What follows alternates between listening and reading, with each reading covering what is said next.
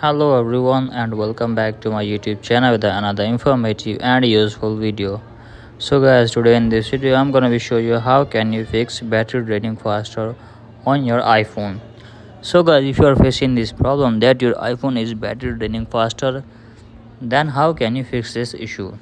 So let's start our video without wasting any time.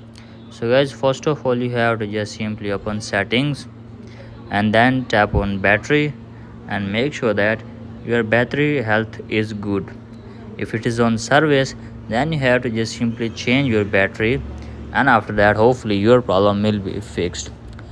But if your battery health is good, then you have to just simply do this some settings. First of all, you have to make sure that you are not connected any of the VPN. If you are connected any of the VPN, then you have to just simply disconnect the VPN, and after that scroll it down and then tap on background app refresh and turn off this toggle from here. After turning it off, you have to just simply go back, scroll down, tap on screen time, scroll down and then tap on content and privacy restriction and turn this toggle off from here. After turning it off, you have to just simply tap on privacy and security and then tap on location services and turn off this toggle from here.